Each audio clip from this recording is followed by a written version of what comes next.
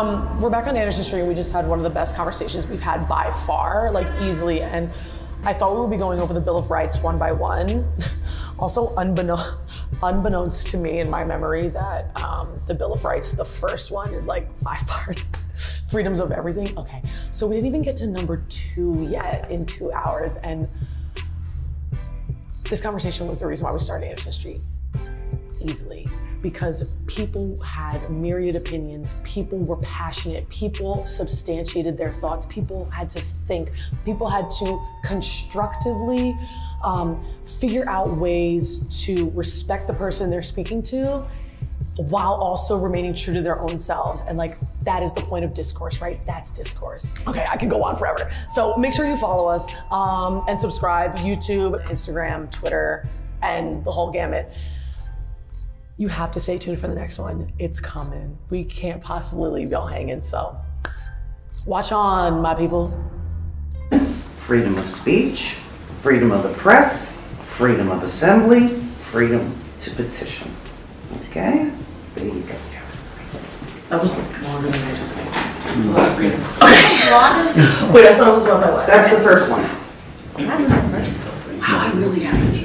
It's been a minute. It's been a minute. I will those for each one. Freedom of religion.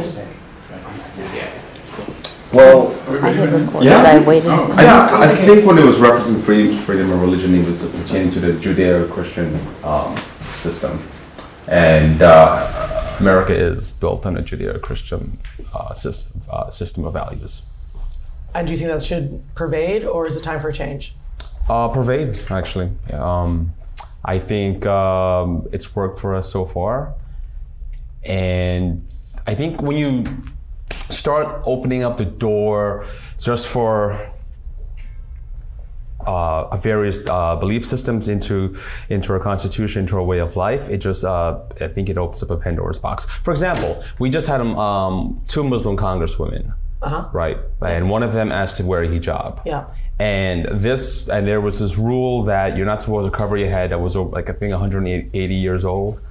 That's shocking. Right, that, you know, like, listen, this is just a rule. Yeah, and I think that we should have kept that rule as opposed to accommodating this with one person, like, okay, I want to wear a hijab. Okay. So that you see how it could sort of trickle down and all other things could, you know, come into play. Wait, so you're saying that you just said that freedom of religion should continue, but you're saying that the rule in Congress that she should be able to wear a hijab. But based upon her Judeo-Christian values. Yeah, so that should right. pervade. Well, okay, so my question there though is, how do you reconcile those ideals? Like, why if someone is free to practice a religion however they so please, and at this time we have people who are of, you know, Islam faith in our society and our representatives in Congress, why should they not be able to, you know, also, that's just the First Amendment. Right, but it goes back to this country being built on Judeo-Christian values. So you're saying that freedom of religion should only exist insofar as it upholds Judeo-Christian values? In pertaining to the amendments. You know, this country was also built on genocide and slavery, so should those things pervade as well? I think we're on religion though. Yeah. We're not. It's an analogy. Right. I thought people came over here so that they could have freedom of religion. So, you know, it was kind of not about Judeo-Christian. It was about being able to like practice freely. But the foundation was on Christian, or maybe it wasn't Judeo-Christian. What was it? I mean, from my understanding, it was just Christian. Protestants. It was Proddies. Yeah, Protestant anyway. And they came to America like to, wasn't it? I think it's Protestantism.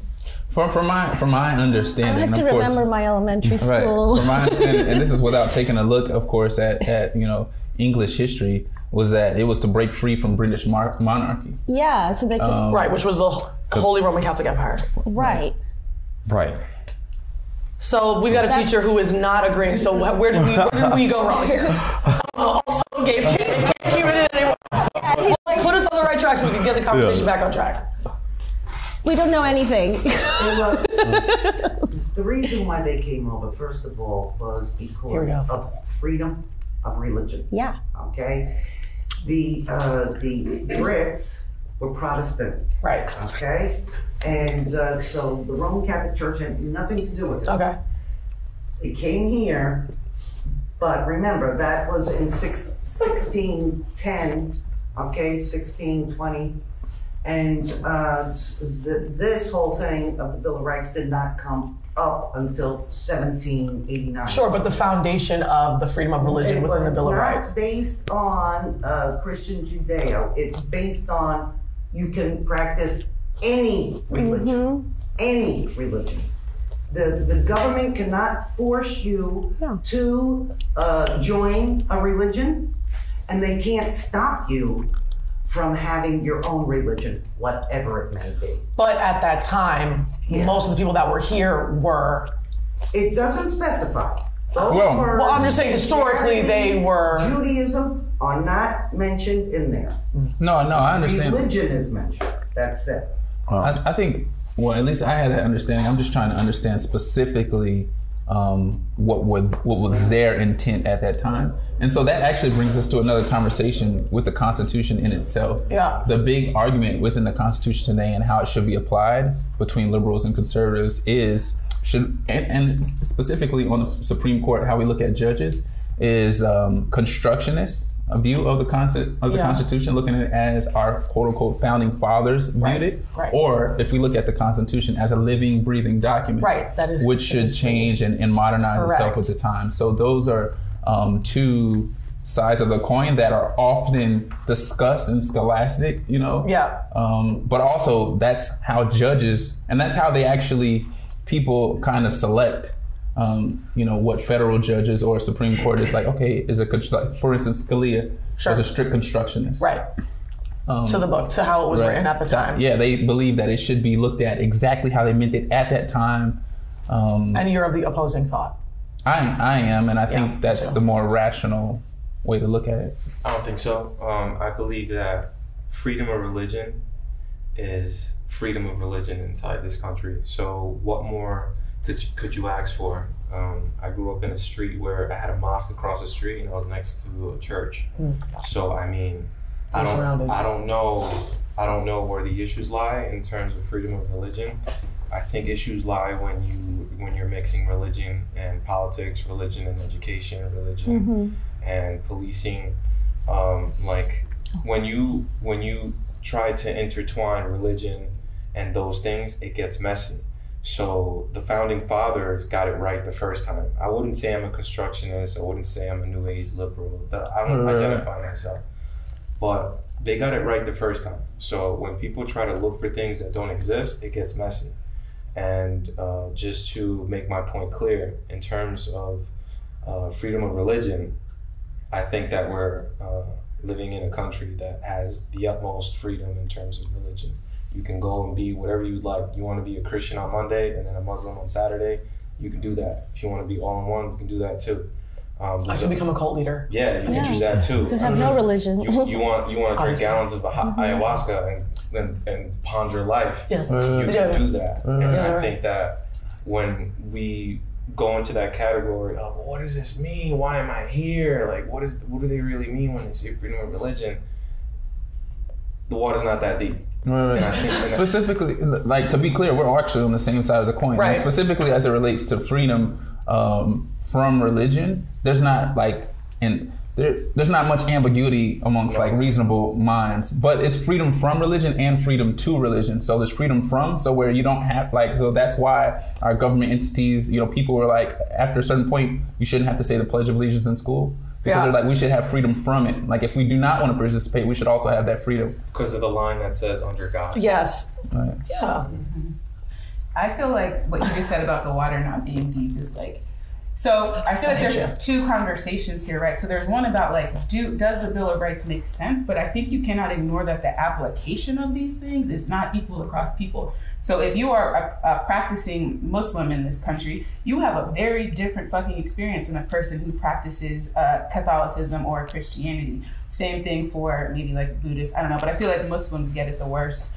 So I just feel like we can't be like, you can't just say, yeah, everybody should be able to practice it and it's not that deep. it gets deep when the way you are treated in society because of the religion you practice is different than the way other people are treated. Are you referring to social norms? Yeah, but that's all part of it. You can't separate these things. Right, Okay. but even throughout what you're saying, they're still practicing. You know, mosques still exist, temples still exist, churches are still here. We don't have an issue when it comes to practicing religion in this country. We have an issue when there's people saying, you can't practice that on my street. Correct. When I walk down the street, I don't want to see Jews. When I go to the park, I don't want to see Muslims praying. Like, that's a social norm issue. As opposed to a constructionist. This is in the you can't Bill of have a Rights church issue. here because our city law says you can't have a church here. That doesn't exist in this country. So I hear what you're saying. There's a lot of issues in certain municipalities with religions, and I don't like this and I don't like that. But at the end of the day, I'm gonna say again, I don't believe that we have a religion issue in this country. Everyone can be whatever they want, and they're all institutions to better oneself, and there's negatives and positives in every institution, but I don't think we have an issue. And no, we definitely do, because they're not disconnected. You can't, like, there's, with law, right? You have the black letter of the law, right? And then you have the policy behind it. And the policy is why it's enacted and how it affects individuals. And so the two aren't disconnected. Although we'd like to believe like, oh, the law says this, it is what it is. That's just not how life works. And that's not how this country has worked historically. So although like I feel you, like I'd love it to be like that, but it's just not. It's just not. Additionally, even still intertwined with our policies and laws that we put forth on the world now, we stand behind specific entities because of the religious foundations, specifically with what our policy is in interacting with Israel versus Palestine. So although, we'd say there's a freedom of religion, we do as American society, as a country, whether we do as individuals or not, hold Christianity much higher than, and Judaism higher than other religions. Well, I need to go back to what you said about Muslims getting it the hardest in this country. Well, the thing with Islam. Islam is really an ideology in my mind. It's a way of life. It consumes all aspects of your life, right? So I have my little issues with Islam and the way it sort of like seeps into our way of our society. Now, if you go to the 50 plus Muslim countries, around the world, right? And you interact with the minorities who are not Muslims, they'll have a whole different entire feedback in terms of what it's like to live in a Muslim majority society. It's like walking in eggshells. Can you imagine Indonesia, Malaysia, Pakistan? Like if you're a Christian in Pakistan, you literally are watching your back every single moment. Especially that's what I'm saying. Gnostic. So that's what I'm saying. So we live in a country where you don't have to walk down the street and watch your back because you're a Muslim or because you're a Christian or well, you have the Bill of Rights protecting you from that. Exactly. So I know what she's saying, that there's specific situations throughout this country that have proved otherwise, but those are specific and isolated. Would you events. say that because we live in such a region like this one, we have a bit of a better time?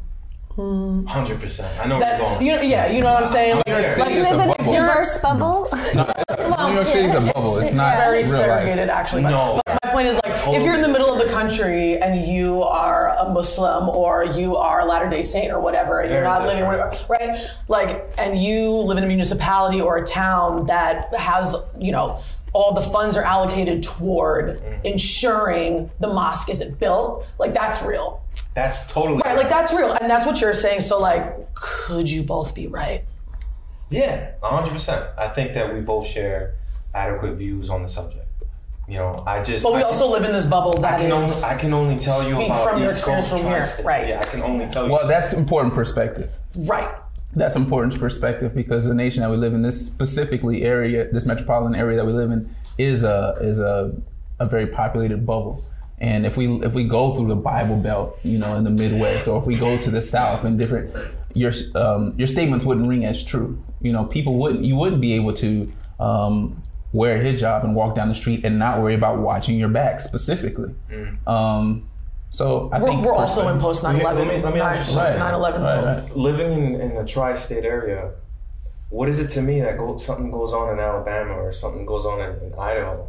You know, like why am I worrying about that? Because, I mean, if you have value for, I guess, the values of this country and the values that you uphold, you should be equally as concerned how another person is being treated in another part of that country that you value, that has the same values that you purport to uphold. It's basic humanity. Yeah. Are you a human? Can you understand and be empathetic to somebody else's experiences just because they are not relevant to you? For sure. So I'm more worried about what's going on around me. So for instance, let me give you an example. I tried to volunteer for like the Big Brother, Little Brother program last week. And I got denied because I wasn't the same person a couple years ago. I wouldn't say angry, but I was, I felt like at any moment, if you were disrespecting me across me, my life was in danger. I can't explain to you why. That's just how I felt. So because of how I was, this program won't accept me because of whatever. Something happened. The reason why I bring that up is because I see around me an opportunity to show people like myself at age 9, age 10, listen, I got the plug. I know what to do. Like when you're my age, I got you. This is what we need to do. Right. But I wasn't given that opportunity, right? So my humanity and my empathy is there. I just could care less about what goes on in middle America when I have so much going on in the tri-state, in my area, the East Coast. Yeah, that's a real concern. Let me tell you why it matters though. Because those people that you affect, those people that you want to be mentors for or examples for, could find themselves, those people are going to go out and affect the world. Those people have the ability and opportunity to go out and affect middle America in different parts of the world or the states in a positive way. So, your locale can affect like a more broader society than globe. So that's why you should care, because it matters. Like you care about those people, things that happen in you in your life where you're like, yo, I had a different perspective. I wasn't in my right mind at the time. People are just like you in all parts of the country, in all parts of the world. So if you can be an example here, you can be an example elsewhere. So if you can only touch these people aren't only touching here. These people it's are exponential. Well, that's what I'm saying. And also, how far does that care go? Like, I mean, you're saying you care less about middle America, but like you don't even know if someone that you're affecting today that lives in your hood right now is going to end up moving to middle America, and you've just affected middle America, right? So it happens organically. Yeah. I'm just not that person to sit there and watch TV and worry about something that's going on that far away. If it wasn't for my TV, I would never know. Right. So to his defense,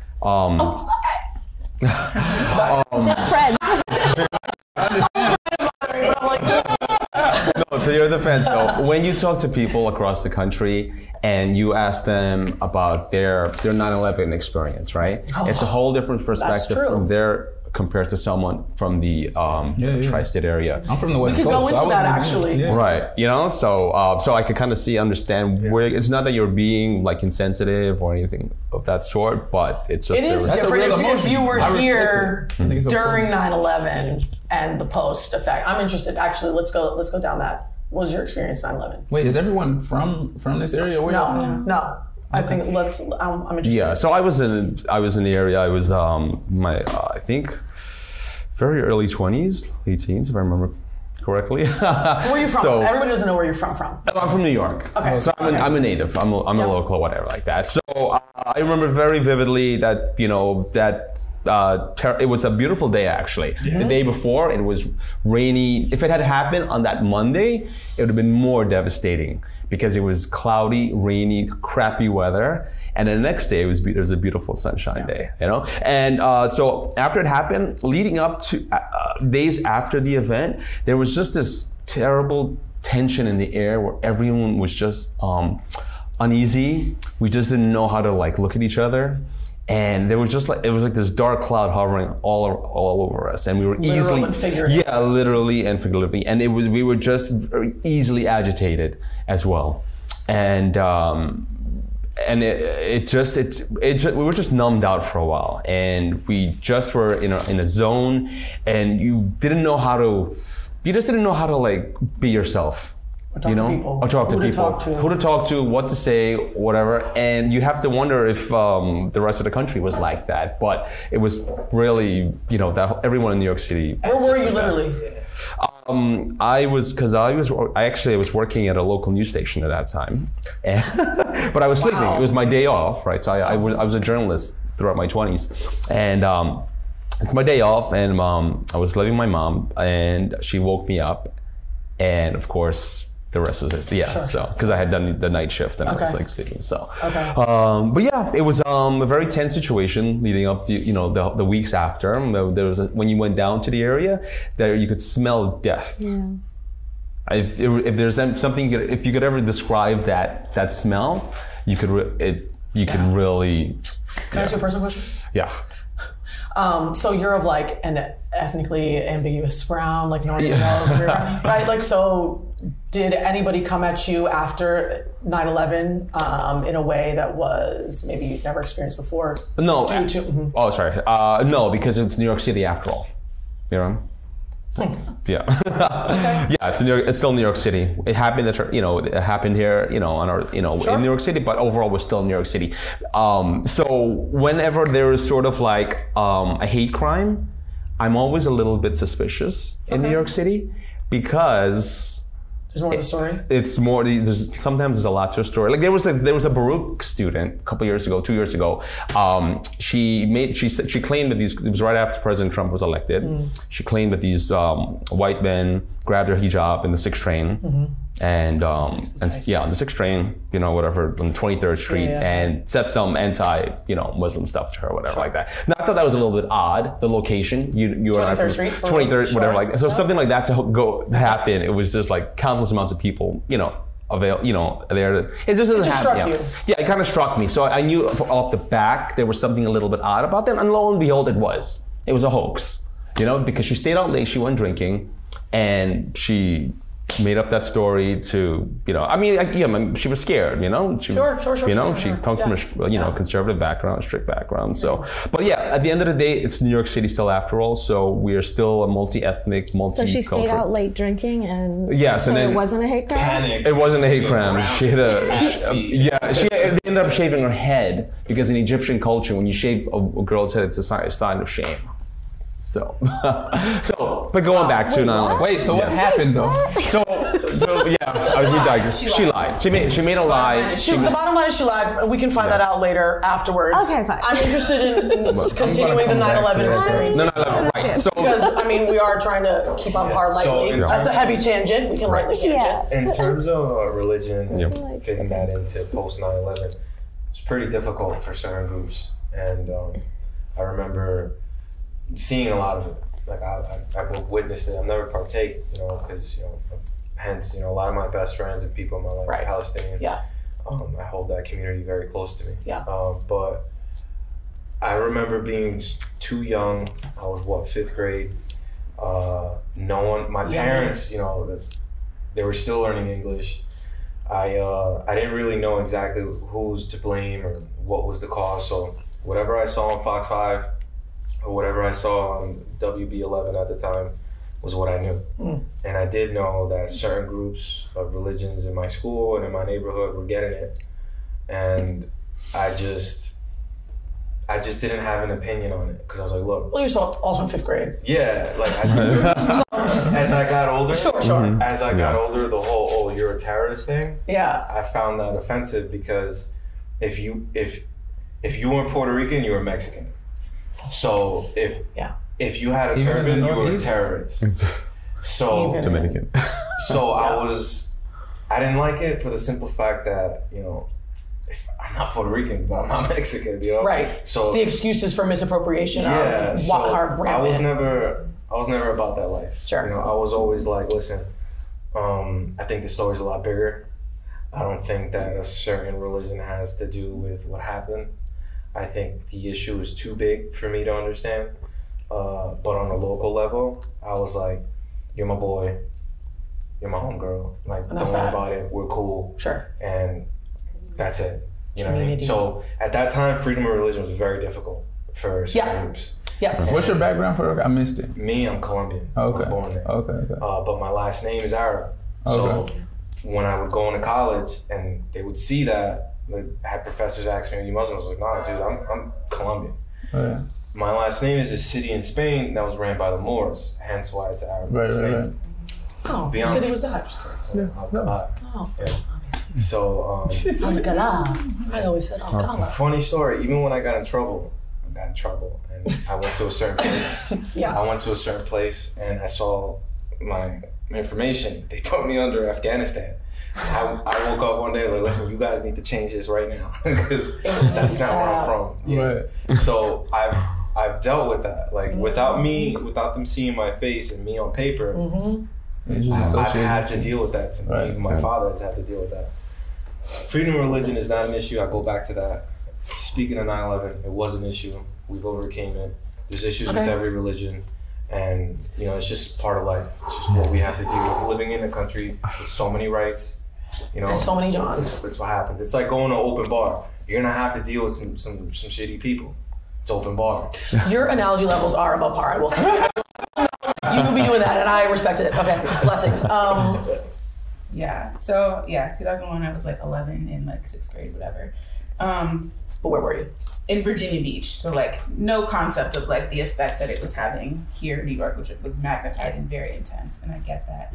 Of course, it wasn't until I got older that I realized that like how hard the backlash was for the entire Muslim community. My dad practices Islam actually as a Black man, and so I feel a little bit tied to this issue, right? I think he never got it because I think people have an idea of what a Muslim person looks like. My dad is a dark-skinned Black man. He's not a brown person. And so I think that maybe saved him in that instance. But I think, again, just tying this all back to freedom of religion, we're saying that, yes, we do agree that people, I think we're all in agreement that people should be able to practice whatever religion they want. But I think you cannot disconnect that from the fact that in practice, that doesn't get to happen. Like, when you have people, and I think it's interesting that you say that we have moved beyond that. To me, that is the post-racial America argument, right? We are not beyond any of this. We are not beyond Muslim people getting attacked. We are not beyond mosques getting bombed, synagogues getting shot up. Like, that shit is real. And that lets you know right there that, like, yes, while freedom of religion is this wonderful theory that we live with, there's a lot of people in this world who feel like those people should not be in my country, and I'm gonna do whatever I gotta do to get them the fuck out of here. Not only that, those people are actually our representatives in government as well, and have said so on the record. So those are things to just keep in perspective when we have this conversation. And this is not like, oh, it happened. Like, these things are recorded, you know. And they say those things so they can speak towards the people that they actually do represent, who believe the same thing. Do you have an experience? Wait, no, but I just think that was important. We're not going to skip you, but I just needed to. I just needed to make that caveat. I was in 6th grade. I was in social studies, and I remember that the people that talk on the intercoms were tripping, and there were like secret codes being strewn about, and all of us 6th graders were like, something's happening, we're all gonna go home, right? So I walked in my mother's room with my backpack to leave the house, and I watched like the first plane hit. And my mom was like, there's something going on. Wow.